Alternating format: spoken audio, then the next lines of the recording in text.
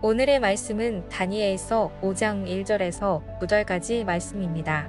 말씀이 길어 9절까지만 읽겠습니다. 벨사살 왕이 그의 귀족 1000명을 위하여 큰 잔치를 베풀고 그 1000명 앞에서 술을 마시니라. 벨사살이 술을 마실 때에 명하여 그의 부친 느부갓네살이 예루살렘 성전에서 탈취하여 온 은그릇을 가져오라고 명하였으니 이는 왕과 귀족들과 왕후들과 후궁들이 다 그것으로 마시려 함이었더라. 이에 예루살렘 하나님의 전성소 중에서 탈취하여 온 금그릇을 가져오매 왕이 그 귀족들과 왕후들과 후궁들과 더불어 그것으로 마시더라. 그들이 술을 마시고는 그 금, 은, 우리, 쇠, 나무, 물로 만든 신들을 찬양하니라. 그때에 사람의 손가락들이 나타나서 왕궁 촛대 맞은편 석회벽에 글자를 쓰는데 왕이 그 글자 쓰는 손가락을 본지라.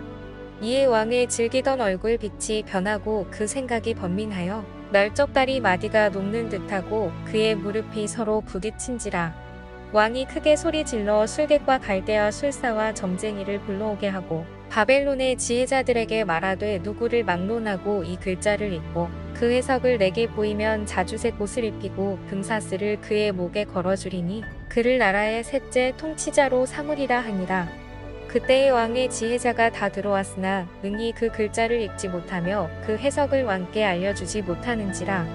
그러므로 벨사살 왕이 크게 번민하여 그의 얼굴빛이 변하였고 귀족들도 다 놀라니라.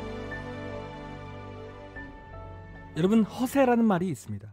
이 허세라는 말은 아무것도 없는데 있는 척하며 기세를 부릴 때 주로 쓰는 말입니다.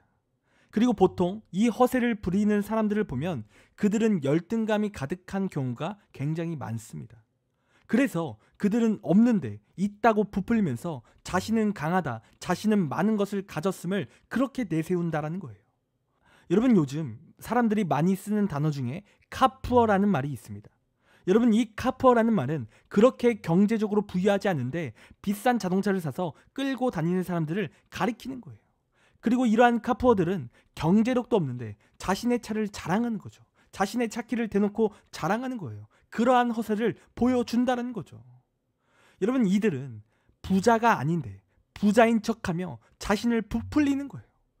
여러분, 그리고 이러한 허세가 가득한 사람은 인간관계도 자신의 일도 원만하지 않습니다. 왜입니까? 진실보다는 부풀려져 있는 모습이 더 많기 때문에 일도 사람들도 그와 함께하는 것을 원치 않는 거예요. 진실된 모습보다는 거짓된 모습이 많기 때문인 거죠. 여러분, 오늘 본문을 보면 허세가 가득한 사람이 나오는데요. 그 사람이 누구냐면 바벨론 왕 벨사살이라는 사람인 거예요. 여러분, 지금까지 바벨론의 왕은 느부갓네살 왕이었습니다. 그런데 이제 그가 죽고 다음 왕으로 벨사살이라는 사람이 차기 왕이 된 거예요. 그런데 이 벨사살이 통치했던 시기는 느부갓네살 왕이 통치했던 시기와는 많이 다릅니다. 여러분, 느부갓네살 왕이 통치할 당시에는 바벨론이 최고의 강대국이었습니다. 그런데 지금 이 벨사살이 통치하는 시기는 바벨론의 힘이 많이 약해져 있는 상태인 거예요. 그러니까 바사라고 해서 페르시아라는 나라가 신흥 강국으로 떠오르기 시작했고, 그리고 이러한 페르시아가 바벨론을 호시탐탐 노리고 있었던 거예요. 그리고 근처까지 다가온 상황인 거죠. 여러분, 그리고요, 내부적으로도 이 바벨론은 왕권이 많이 약해져 있었습니다. 그래서 이 벨사살 왕은 백성들에게 그렇게 인정받는 왕이 아니었습니다.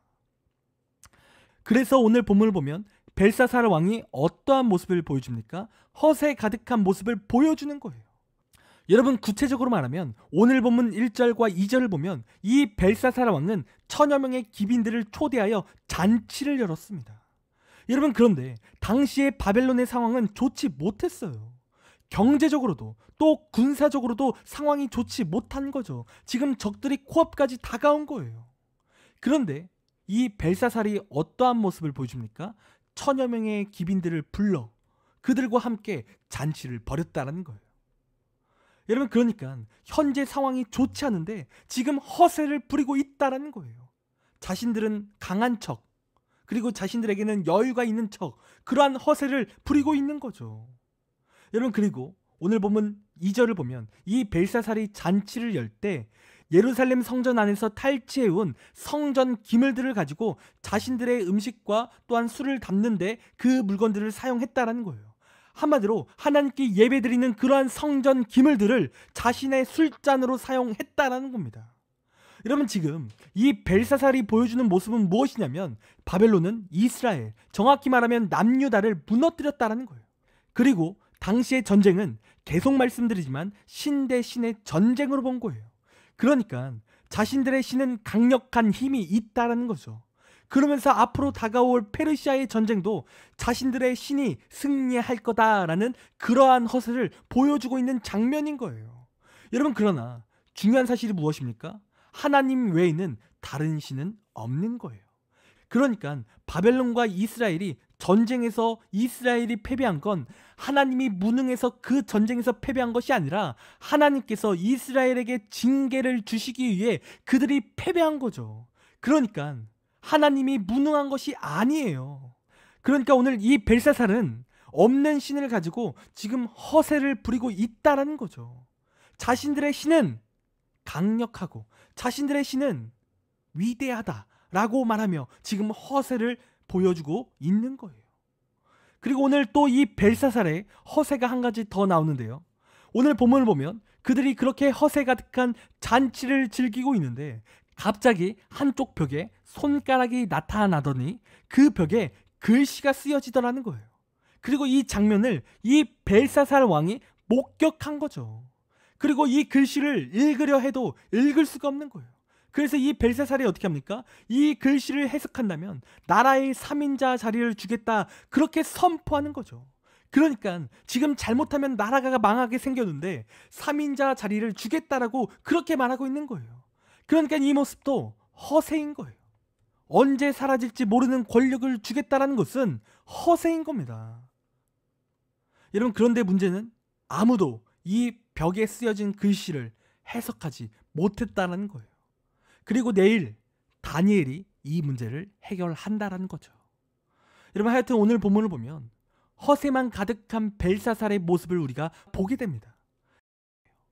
여러분, 허세란 아무것도 없는 자가 있는 척할 때 부리는 게 허세예요. 그런데 우리의 인생도 가만히 보면 영적 허세를 부리고 있을 때가 있다라는 거예요.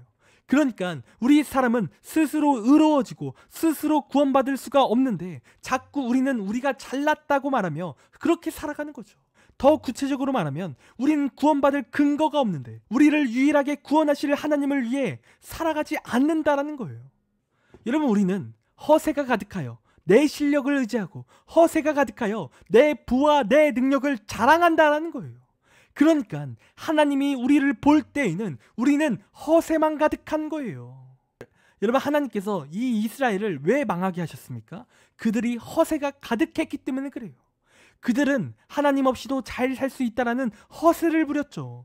그러면서 우상 숭배를 하기 시작했고 하나님 앞에 형식적으로 나오기 시작한 거예요. 그러니까 구원은 오직 하나님께만 속해 있는데 하나님이 아닌 허세만 붙들고 살아갔다라는 거예요. 그런데 하나님께서는 그럼에도 불구하고 이러한 이스라엘 백성들을 사랑하셨다라는 겁니다. 그래서 그 허세를 빼시기 위해 그 고난을 주셨다라는 거예요. 그 고난을 통해 정말 치욕스럽고 어려운 상황이지만 그들은 나라가 망해서 허세를 빼고 있는 작업 중에 그들이 놓여 있다라는 겁니다. 한마디로 하나님께서 섭리하신 거죠. 여러분, 우리 인생에도 이러한 허세가 있을 수 있습니다. 하나님이 정답이고 하나님만이 구원인데 우리가 자꾸 나 자신만을 의지하고 세상을 의지하는 모습이 우리에게 있다라는 거예요. 허세가 가득한 삶이라는 거죠. 여러분, 오늘 이 바벨론의 벨사살 왕은 허세가 가득했습니다. 없는데 있는 척하며 강한 척하는 그러한 모습이 그에게 있었던 거예요.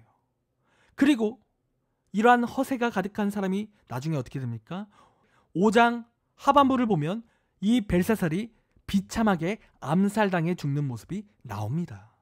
한마디로 허세 가득한 그의 인생이 실패한 인생이 되었다라는 거예요.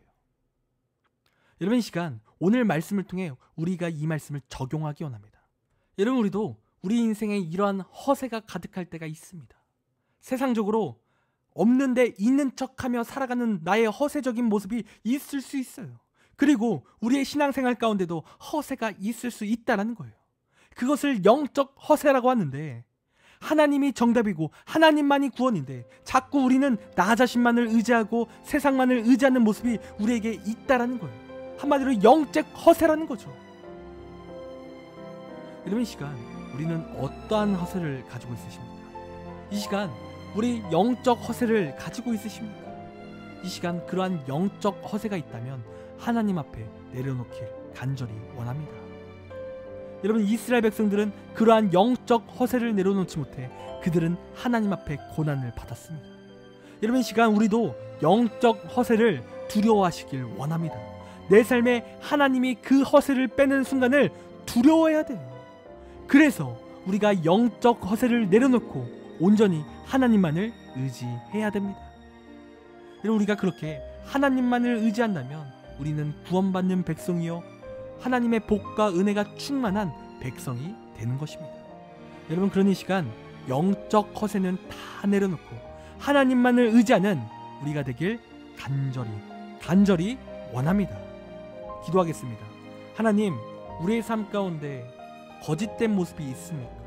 나의 악한 생각으로 나를 부풀리는 그러한 모습들이 있습니까? 주님, 우리를 용서하여 주시옵소서. 주님, 또한 우리의 삶 가운데 신앙적인 영적 허세를 가지고 있습니까? 하나님을 의지하는 것이 아니라 나만을 의지하는 것, 내가 강하다 생각하며 나의 악함만을 의지하는 그런 영적 허세가 있습니까? 주님, 우리를 용서하시고 주님, 다시 한번 우리가 하나님만을 의지하여 그러한 영적 허세를 내려놓을 수 있도록 인도하여 주옵소서. 하나님, 우리의 삶이 온전히 하나님만을 의지하여 하나님께 영광이요 하나님의 기쁨만 되는 그러한 삶이 될 수 있도록 인도하여 주시옵소서. 우리의 삶 가운데 부족한 것이 있다면 날마다 채우시고 복되게 허락하여 주옵소서. 감사합니다. 사랑이 많으신 예수님의 이름으로 기도드립니다.